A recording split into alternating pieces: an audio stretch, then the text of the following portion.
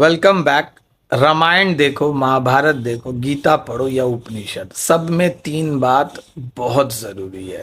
पहला है पेशेंस, क्योंकि इन सब्जेक्ट्स को पढ़ने के लिए आपको पेशेंस, टाइम की ज़रूरत है। दूसरा है इंटेलिजेंस, जो इन सब्जेक्ट्स को पढ़ने के बाद डेवलप होना शुरू हो जाता है, आप इंटेलिजेंट बनते हैं।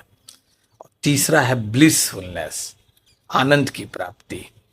पहले दो को मास्टर करना पड़ता है और तीसरा ऑटोमेटिकली आपके जीवन में आ जाता है। और ये तीनों आपको बना सकते हैं सच्चिदानंद। और सच्चिदानंद तीन अक्षर से बना है और तीन प्रमुख ग्रह आपकी कुंडली में संतुलित होने चाहिए सच्चिदानंद की प्राप्ति करने के लिए।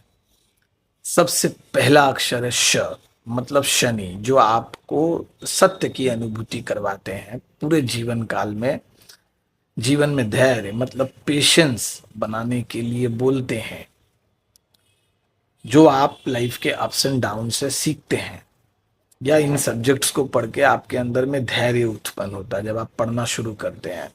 शायद इसलिए शनि 36 की उम्र के बाद मैच्योर हो जाते हैं और सबके जीवन की घंटी 35 या 36 के बाद ही बजती है, धैर्य की घंटी।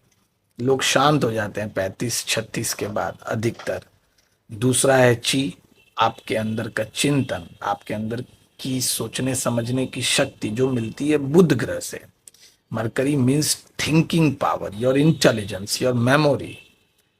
अगर सही सोच विचार आपके अंदर है तब आप कभी धोखा नहीं पाओगे, चाहे कैसी भी परिस्थिति हो। इसलिए बोला जाता है कि गीता, उपनिषद, एस्ट्रोलॉजी को पढ़ो और समझो, अपने लाइफ से रिलेट करना सीखो। और लास्ट है आनंद, जो शुक्र है। शुक्र का अर्थ सुख से जुड़ा है। कुंडली में सुख की प्राप्ति सिर्फ और सिर्फ शुक्र से देखी जाती है।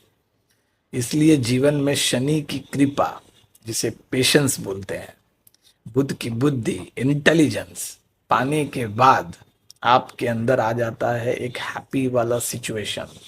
शुक्र का आशीर्वाद आपको मिल सकता है, आनंदमय जीवन बन सकता है।